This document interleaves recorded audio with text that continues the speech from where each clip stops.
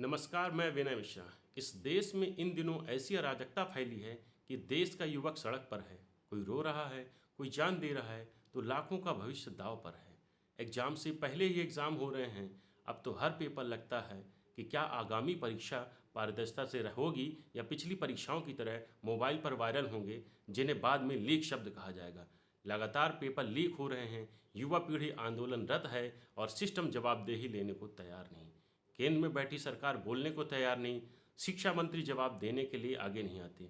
मध्य प्रदेश में ही रीवा की छात्रा आकांक्षा चतुर्वेदी नीट में पेपर गड़बड़ी और सरकार की लापरवाही के कारण आत्महत्या कर ली और सरकार ने उसके परिजनों को ढाढ़स तक नहीं दिया। इसके बाद मध्य प्रदेश से एक बड़ी खबर सामने आई है, जहां छात्रों ने भोपाल में परीक्षा संबंधी विफलताओं को पत्रकारों से साझा किया। पेपर लीक, परीक्षा रद्द होने, रिजल्ट में देरी और भर्ती प्रक्रिया में अड़चनों जैसी समस्याओं को लेकर कांग्रेस ने गुरुवार से अपना राष्ट्रव्यापी छात्रों की गूंज अभियान शुरू किया है। अभियान में विद्यार्थियों से संवाद कर उनकी समस्याएं और सुझाव जुटाए जा रहे हैं। भोपाल में आयोजित इस कार्यक्रम के दौरान सीबीएसई की 10वीं में परीक्षा में पन्ना जिले के टॉपर रहे और इस बार 12वीं परीक्षा वाले छात्र लक्ष्य मिश्रा ने मूल्यांकन की खामियां बताते हुए अपनी परेशानी शेयर की। लक्ष्य मिश्रा ने बताई मूल्यांकन में कमी। लक्ष्य मिश्रा ने उत्तर पुस्तिका दिखाते हुए कहा कि 12वीं परीक्षा में रसायन विज्ञान के 6ठे क्रम के प्रश्न का सही उत्तर देने के बावजूद भी पूरा मूल्यांकन नहीं किया गया। उन्होंने बताया कि मार्किंग फार्मूले के अनुसार उन्हें 17 अंक कम मिले।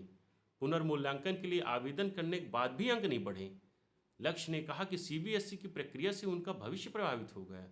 उन्होंने बताया कि वे 1.5 माह से तनाव पर हैं और उनके माता पिता काफी चिंतित हैं।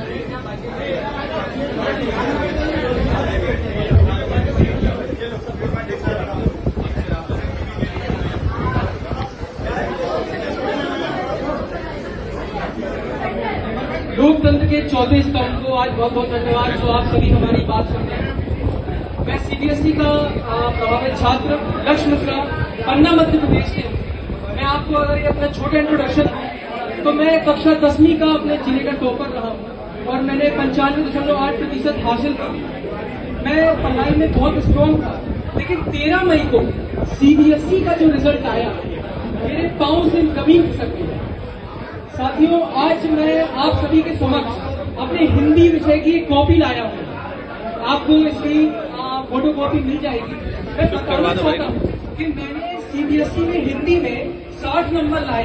जब मैंने अपनी कॉपी मंगाई तो मुझे पता चला कि इसमें 17 नंबर और बढ़ने हैं।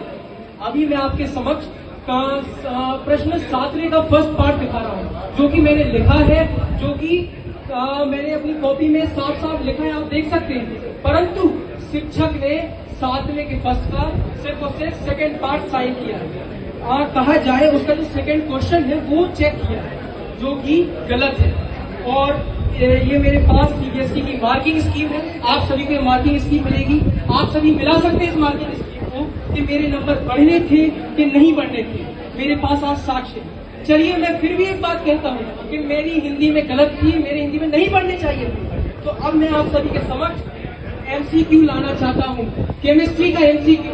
आप सभी देख सकते हैं कि 6वें का बी है और उसमें नंबर नहीं मिला है।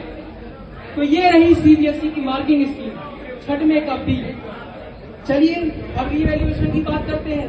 तो ये रही मेरी नई मार्कशीट, जिसमें सिर्फ और सिर्फ मैथ में 1 नंबर बढ़ा है, जो कि उन्हीं की गलती थी, उनको बढ़ाना था। और केमिस्ट्री में मेरा 1 नंबर नहीं बढ़ा है। ये बात 1 नंबर, 2 नंबर या 17 नंबर या रैंक की नहीं है। ये बात है परिश्रम की। मैंने परिश्रम किया था, मैंने 12-12 घंटे पढ़ाई की थी, लेकिन मुझे उसका फल नहीं मिला। मेरे माता पिता आज परेशान हैं कि मेरा बेटा कोई कदम न उठा ले। उनकी नींद चौपट हो गई। सिस्टम की गलती से आज मेरा भविष्य चौपट होने पे चला है। मैं क्या बताऊं, मैं भावुक हो रहा हूं। लेकिन क्या ये दैनिक भास्कर की ये प्रतिलिपि है जो दैनिक भास्कर ने मेरा मुद्दा उठाया। मैं चाहता हूं कि ऑफिशियल्स तक ये मुद्दा उठे। मुझे बड़ी मुश्किल से संयम भारद्वाज जी और सीबीएसई की डेप्यूटी सेक्रेटरी का नंबर मिला। मैंने वहां तक अपनी बात पहुंचाई। उन्होंने मुझे रीजनल ऑफिस का नंबर दिया, लेकिन रीजनल ऑफिस का जवाब आता है कि अब कुछ नहीं हो सकता है। क्या मेरे भविष्य से खेलना ही था सिस्टम को? क्या था? आज जो मैं भोग रहा हूं, मैं 3 महीने से तो डिप्रेशन में हूँ। उसका जिम्मेदार कौन है? मैंने परिश्रम किया है, लेकिन मुझे कुछ नहीं मिला। मेरी आवाज सुनने वाला आज कोई नहीं। मैं किसको दिखाऊं अपनी ये कॉपी कि मैं सक्षम था, मेरा स्थान था।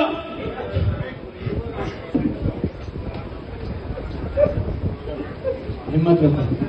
हमारे यहाँ एक कहावत है कि कोई आपके साथ जाए ना जाए, आपकी मार्कशीट अंत तक आपके साथ जाती है। इसके 12वीं की मार्कशीट में धांधली करके, प्रॉब्लम करके इसके भविष्य के साथ जो खिलवाड़ किया गया है उसकी कौन जिम्मेदारी लेगा, ये एक सवाल है। अब मैं हैं। अहम सवाल ये है, क्या सरकार की खोखली व्यवस्था और ढील के कारण ऐसे ही छात्रों का भविष्य और जीवन दांव पर लगता रहेगा?